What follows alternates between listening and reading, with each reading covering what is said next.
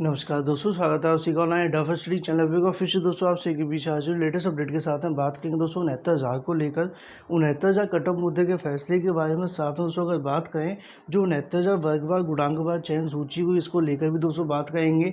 पिछड़ा वर्ग आयोग को संपूर्ण डाटा सौंपा जाएगा। साथ में अगर बात करें यूपीपीएससी न्यूज़ को लेकर और साथ में खंड शिक्षा अधिकारी को लेकर भी दोस्तों इस वीडियो में हम बात करने वाले हैं। तो वीडियो को लाइक शेयर करना बिल्कुल ना भूलें। साथ में चैनल को सब्सक्राइब कर लें और बेल आइकन को दबा लें, जिससे कि आप सभी को लेटेस्ट वीडियो नोटिफिकेशन मिलते हैं। ज़्यादा जानकारी आप सभी टेलीग्राम चैनल को ज्वाइन कर सकते हैं। लिंक आप सभी को वीडियो की डिस्क्रिप्शन में मिल जाएगा। चलिए दोस्तों वीडियो शुरू करते हैं। एक चीज़ मैं आप सभी को बताना चाहूँगा, कुछ अभ्यर्थी सेकंड काउंसलिंग के लिए लगातार पूछते थे। मैंने उनको बताया कि जब तक सेकंड काउंसलिंग का गुणांक नहीं बताया जा सकता, जब तक हमारे पास में सीटों की संख्या पता नहीं चल जाएगी, तो ऐसे में आप लोग हमें डाटा प्रोवाइड कर सकते हैं। डाटा प्रोवाइड करने के लिए मैंने आपको बोला है कि आपको एक लिंक भी देखने के लिए मिलेगा, जो कि कमेंट बॉक्स के अंदर मिल जाएगा। वहाँ पर जाकर आप लोग फॉर्म को भर पाएंगे। लेकिन उसका दोस्तों जो रिजल्ट होगा वो आपको तभी देखने को मिलेगा जब पहली काउंसलिंग हो जाए, क्योंकि सेफ गुणांक को लेकर लगातार अभ्यर्थी पूछते तो हैं। लेकिन ऐसे में जैसा कि दोस्तों आप सभी को पता है कि जब तक हमें पहली काउंसलिंग नहीं हो जाती, पहली काउंसलिंग होने के बाद में सीटों की संख्या पता नहीं चलेगी, तब तक किसी भी प्रकार का कोई भी सेफ गुणांक नहीं बता सकता है, चाहे वो ऑनलाइन अड्डा फॉर स्टडी चैनल हो या फिर दोस्तों अन्य कोई भी। तो इसलिए आप सभी को थोड़ा सा इंतजार करना पड़ेगा। लेकिन अगर आप लोग डाटा प्रोवाइड कराना चाहते हैं तो जो सेकंड काउंसलिंग का इंतजार करें वो लोग प्रोवाइड करा सकते हैं। लिंक आप सभी को वीडियो की डिस्क्रिप्शन या फिर कमेंट बॉक्स के अंदर देखने के लिए मिल रहा होगा। वही दोस्तों बात करें 69,000 कट ऑफ मुद्दे के फैसले के बारे में, लगातार सबसे बड़ा इंतजार दोस्तों इसी के बारे में किया जा रहा है। जैसे कि उम्मीदें हमें देखने के लिए मिल रही थी कि अगस्त माह के अंदर दोस्तों आपका जो फैसला है वो आ जाएगा। लेकिन पूरा दोस्तों अगस्त जो निकलता हुआ दिखाई दे रहा है। ना तो दोस्तों आपका फैसला है, ना ही दोस्तों आपकी जो बेंच है वो बैठती हुई दिखाई दे रही है। कल दोस्तों 26 और 27 की जो कॉन्जिस्टें जारी हुई हैं, उसके अंदर ललित सर तो बैठे हुए, लेकिन उसके अंदर भी दोस्तों मोहन सर नहीं है। तो ऐसे में दोस्तों 100% यहाँ से जो संभावना देखने के लिए मिल रही थी कि आपका जो ऑर्डर है वो अगस्त के अंदर आ जाएगा, वो पूरे तरीके से नष्ट होती हुई दिखाई दे रही है। अब जो आपका ऑर्डर देखने के लिए मिल सकता है वह अगस्त में तो बिल्कुल भी आने की संभावना दोस्तों देखने के लिए नहीं मिली। जैसा कि आपको पता है कि 28 तारीख की कॉजिस्ट अभी आना बाकी है। लेकिन जैसा कि आपको पता है कि बेंच बैठती हुई दिखाई नहीं दे, मोहन सर दोस्तों किसी भी बेंच के अंदर नहीं है। इस वजह से आपका जो ऑर्डर है वो लगातार डिले हो रहा है। लगातार अभ्यर्थी पूछते दिखाई देंगे कि सर ऑर्डर कब तक अपलोड होगा। तो ऐसे में आप सभी को बताना चाहूँगा, जो ऑर्डर है दोस्तों सितंबर माह के अंदर ही आपको देखने के लिए मिलेगा। सितंबर दोस्तों पहले या दूसरे हफ्ता के अंदर आपको जो ऑर्डर है वो आ जाएगा। दूसरा हफ्ता इसलिए कहा जाए, जैसा कि आप सभी को बताएं कि मोहन सर उपस्थित नहीं है। मोहन सर होंगे तो दोस्तों आपका जो ऑर्डर है वो जल्द दोस्तों सुना दिया जाएगा। ऐसा हमने पहले भी दोस्तों कई बार आप सभी को बता चुके हैं। लेकिन कहीं ना कहीं दोस्तों अगर बात करें रजिस्ट्री के माध्यम से या फिर जैसा कि आपको बताएं जो रोस्टर अपडेट हुआ था उसके अंदर दोस्तों कहीं ना कहीं जजेस के जो नियम है वो लिखे हुए थे। लेकिन फिर भी दोस्तों यहाँ पे जो जजेस हैं वो नहीं बैठ रहे हैं। आमतौर पर दोस्तों हमने डबल बेंच के अंदर देखा है, जब जब रोस्टर आते थे तो वही सेम बेंच यहाँ पर देखने के लिए मिलती थी। लेकिन फिलहाल दोस्तों मोहन सर बैठते हुए दिखाई नहीं दे रहे। तो आपका जो आदेश है वो मान के कि चलिए दोस्तों सितंबर में ही देखने को मिलेगा। फिलहाल अगस्त माह के अंदर आदेश आने की कोई संभावना नहीं है। अगर कोई चमत्कार हो जाता है या फिर सप्लीमेंट्री कॉजिस्ट के अंदर आदेश आ जाता है तो अभ्यर्थी के लिए बड़ी खुशखबरी हो सकती है। लेकिन ऐसी जानकारी ना तो दोस्तों AOR के माध्यम से दी जा रही है और ना ही दोस्तों रजिस्ट्री के माध्यम से मिल रही है कि अब आपका दोस्तों आदेश आने की जो प्रबल संभावना अगस्त के अंदर देखने के लिए मिल रही थी, अब दोस्तों बिल्कुल भी उम्मीदें दिखाई नहीं दे रही हैं। हालांकि अभ्यर्थी को काफ़ी लंबा यहाँ पे इंतजार जो वो करना पड़ा। लेकिन जैसा कि आपको दोस्तों देखने के लिए मिलता है कि ऑर्डर दोस्तों आ तो सकता है, कभी भी आपका जो ऑर्डर है वो सुना दिया जाएगा। एक जज भी सुना सकते हैं। हो सकता है दोस्तों आपका जो ऑर्डर है वो अंतिम रूप से दोस्तों यहाँ पर लिख गया हो। लेकिन कई बार होता है जो साथ में जजेस बैठते हैं उनकी दोस्तों कहीं ना कहीं कुछ सुझाव भी लेने होते हैं। जैसा कि मैंने आपको पहले कई बार बताया, जो सीनियर जज होते हैं दोस्तों उन्हीं की देख रेख के अंदर ऑर्डर को लिखवाया जाता है। ऐसे में जैसा कि दोस्तों आपको पता है कि उमेश ललित सर लगातार बैठ रहे हैं, लेकिन यहाँ पे मोहन सर नहीं है। तो ऑर्डर लिखने को लेकर कुछ अभ्यर्थी पूछ रहे थे कि सर पूरा ऑर्डर लिखा गया होगा कि नहीं होगा। तो इस संबंध में आप सभी को बताना चाहूँगा कि ऑर्डर लिखने की प्रबल संभावना है।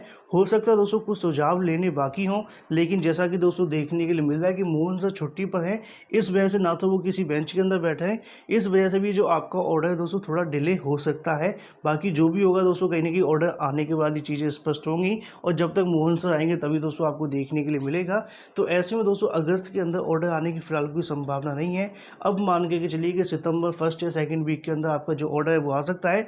लेकिन उससे पहले दोस्तों MRC को लेकर महत्वपूर्ण सुनवाई होने वाली है, जो कि पिछड़ा वर्ग आयोग के अंदर रहेगी। जैसा कि आप सभी को पता है कि सरकार की तरफ से 10 दिन का समय मांगा गया था।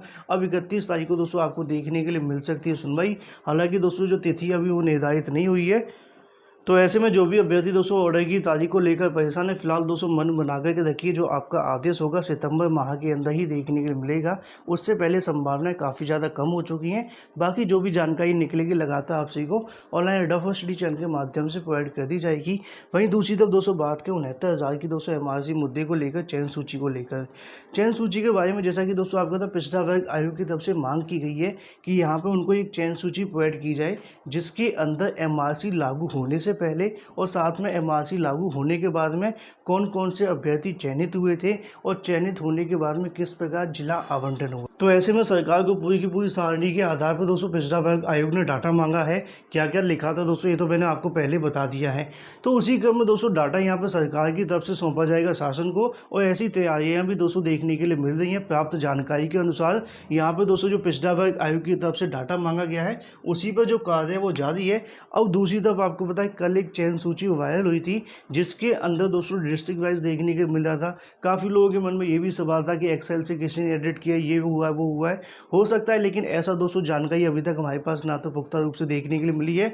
जो जानकारी दोस्तों शासन स्तर से मिल रही है वहाँ पे स्पष्ट ये है कि जो पिछड़ा वर्ग आयोग की तरफ से डाटा मांगा गया है उसी तरीके का दोस्तों डाटा तैयार किया जा रहा है। हालांकि पिछली सुनवाई में नहीं था, तो आगामी समय के अंदर हो सकता है दोस्तों आपको जो एक वर्गवार साथ में गुणांक पर चयन सूची दी जाएगी। कुछ अभ्यर्थी ये भी पूछ रहे थे कि सर जनपदवार जो लिस्ट देखने के लिए मिल रही है क्या ऐसी को पूरे के पूरे तरीके से सौंप दिया जाएगा तो वहाँ से दोस्तों इससे हटेगा? बिल्कुल नहीं हटने वाला है। पिछड़ा वर्ग आयोग ने जिस प्रकार डाटा मांगा है उसी प्रकार देखने को मिलेगा। लेकिन मुझे ये समझ में नहीं आया कुछ अभ्यर्थी इस डिस्ट्रिक्ट वाइज लिस्ट को लेकर परेशान क्यों हो गए थे, क्योंकि ये डाटा दोस्तों वहाँ पर नहीं सौंपा जाएगा। क्योंकि कहीं ना कहीं आप सभी को पता है जो पिछड़ा वर्ग आयोग की मांग है कि कहीं ना कहीं उसके अंदर एमआरसी वाले अभ्यर्थी का पता लगे, एमआरसी लागू होने से पहले, एमआरसी लागू होने के बाद में किस गुणांक पर चयनित हुए, किस वर्ग के अंदर गए, जिससे कि उनको पता लग पाएगा कि आरक्षण का यहाँ फॉलो हुआ है कि नहीं हुआ है। तो इस लिस्ट से दोस्तों कुछ भी पता नहीं लगने वाला है। इस वजह से सरकार की तरफ से, शासन की तरफ से दोस्तों तैयारियां शुरू कर दी गई हैं।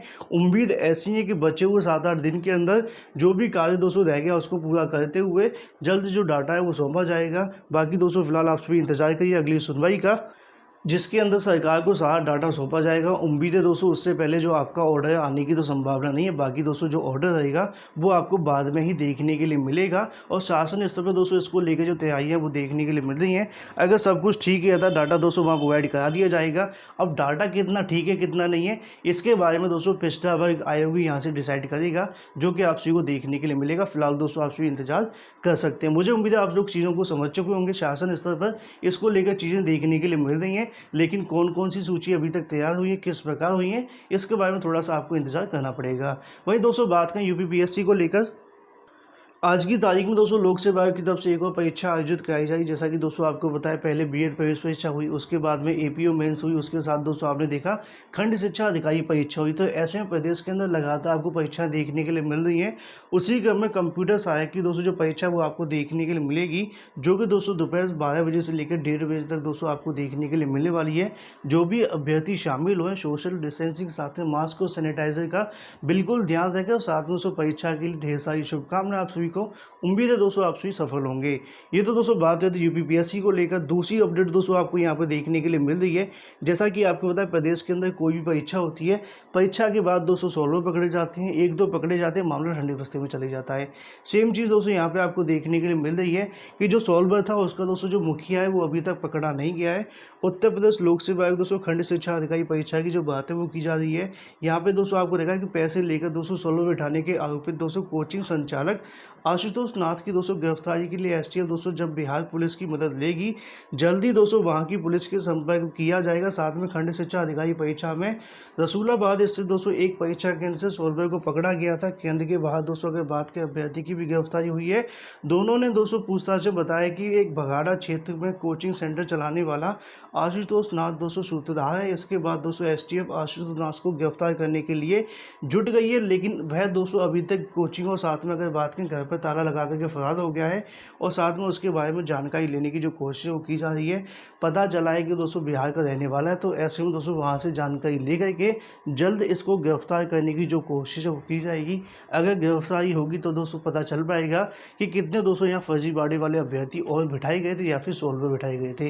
ये थी दोस्तों अभी की लेटेस्ट अपडेट। वीडियो पसंद है वीडियो को लाइक शेयर करना बिल्कुल ना भूलें। So guys thank you for watching this video.